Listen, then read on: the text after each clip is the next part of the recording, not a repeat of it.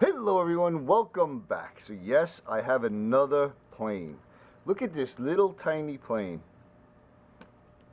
So this is a Stanley101. I had no idea what it was when I bought it for $2. That's like the running rate. Because I went through the box of stuff that he had. I did relook at that one from Japan, but I totally didn't like it. It almost looked like it was just sheet metal. Very flimsy, not a high quality plane, which probably means it's worth $1 million because I didn't get it. So I got this little bad boy. Again, I came home, I did a little bit of research, and actually found out a lot of information. So it was called a 101. I mean, it is a number 101. When they first released this, they kind of put it out in a sort of a small little toy toolbox.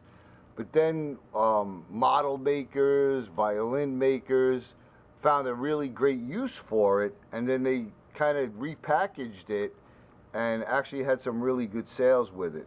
I believe they made this, I'm not 100% sure on the dates, but I want to say sometime during the early 40s into the early 60s. And then they painted this, the lever cap, I'm guessing it's called, red after 1947 or at 1947. So we know this is at least 1947. And then they changed the color again into gray, but they didn't say what year they changed that. So we're going to say late 40s, early 50s maybe we'll say that this one is. Then I noticed this cross pin here. Didn't look like it made it all the way to the other side. And the pictures of the ones I saw, they didn't make it to the other side either. So I'm not sure why they didn't do that, but so the whole thing is japanned, even on the sides. I did notice that we have a little crack over here, a little chip on the mouth. I was hoping it would have been on this. I was hoping there wasn't one there at all, but that it would be over on this side, I think, because then I could have just, well, I'm going to file it, and I just don't like it like that, and I don't know how that's going to affect the plane, but I'm going to file that out. This one, unless it was bent, I don't know if you could see these two kind of posts. They're both perfectly parallel, but they're shifted off to the side a little bit. I don't know why. Maybe that's just in the casting. I don't know if you could even see it. But it doesn't affect it in any way. And what I found out was that this is a beveled down plane. So you have your bevel like this. Most planes it goes in this way. But this one is supposed to go in this way. But when I got it, it was this way. Okay? You can actually see the marks back here from here and where the screw from the lever cap was holding it down. So I guess the person that was using it liked it better. But it seems to me it kind of doesn't really go in right the other way. Like if you try to put it in. But I'll have to see once I clean it up. But with the bevel down, you got to really push it out pretty far to even feel it. But we'll test that out once we get it all cleaned up. So like I mentioned, this is all japanned, all on the outsides and everything. The blade is marked Stanley. And I was watching a video and the guy said, you know, it's beveled down and the Stanley is on the back because they were proud of their work, you know, their products, and they wanted everyone to know it was a Stanley. So we're going to do a little cleaning up on this, throw it in our little salt and vinegar bath, and we'll see what happens. Also, this was adjusted way back. I was mentioning in one of my plane videos about adjusting it with a hammer or a tool. And this actually has this little, I don't know what you want to call it, bump out or casting in here, that this was made to be tapped with a hammer. I've always been one to not tap steel with steel, but you know, maybe you know, you had a little brass hammer or something. but you would adjust the blade. You'd have this all put together, and you'd have very slight tension on the cap, and you would, if you wanted the blade to come out less depth, you tapped it here and it kind of popped it out. If you wanted more, you tapped it here.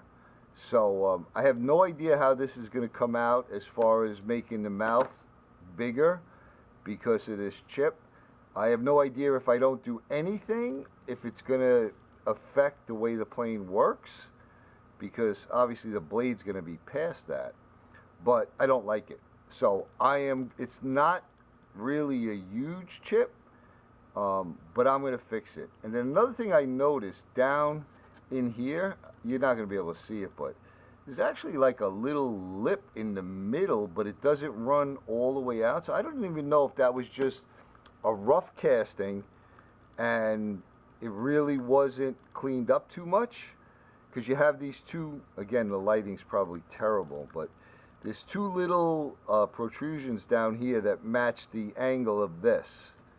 So as it goes down, it stays stabilized. But if you slide it all the way down, it hits that little piece there.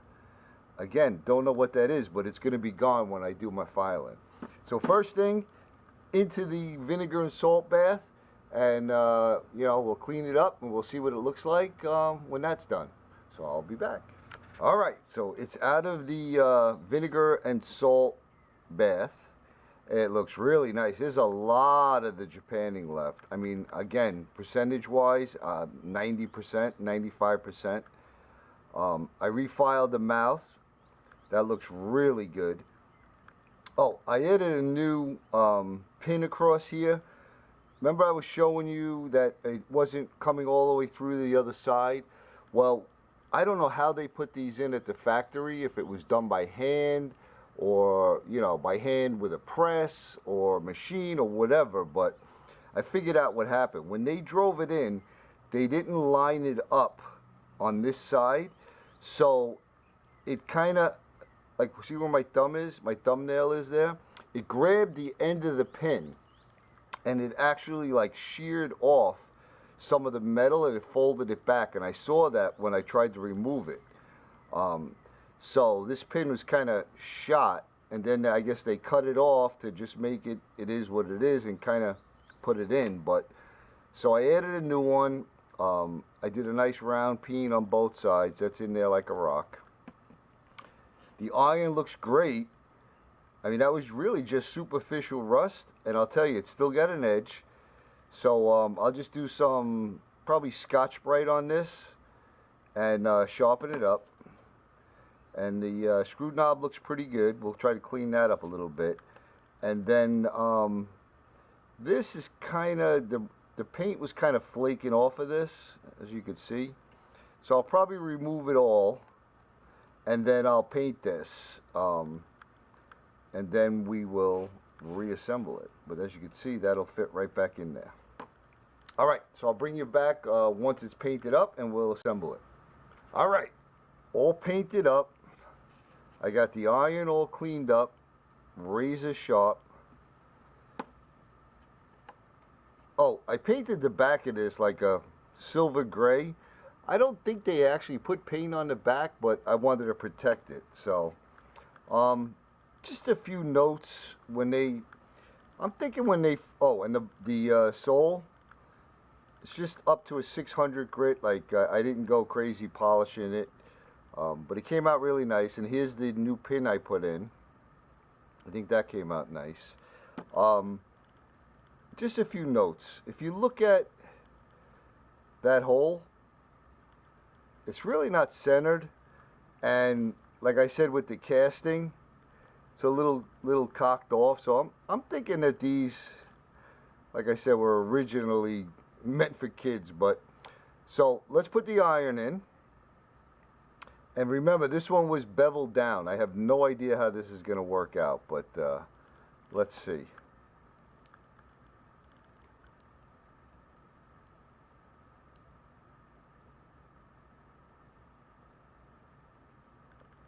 Definitely got too much sticking out there. Now, the way I saw them adjusted is to hit the back, but I'm not hitting nothing. And hit the front. Maybe I'll do it with my finger.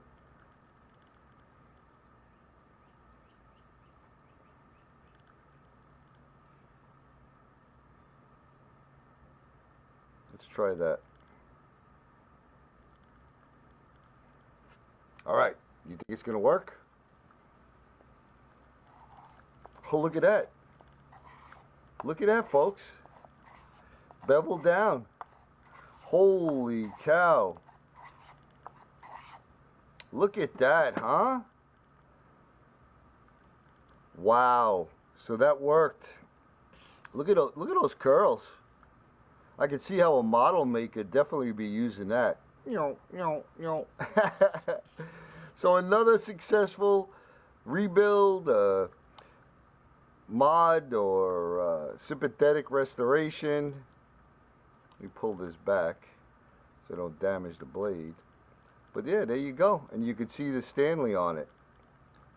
So there you have it. The 101. A cute little model plane.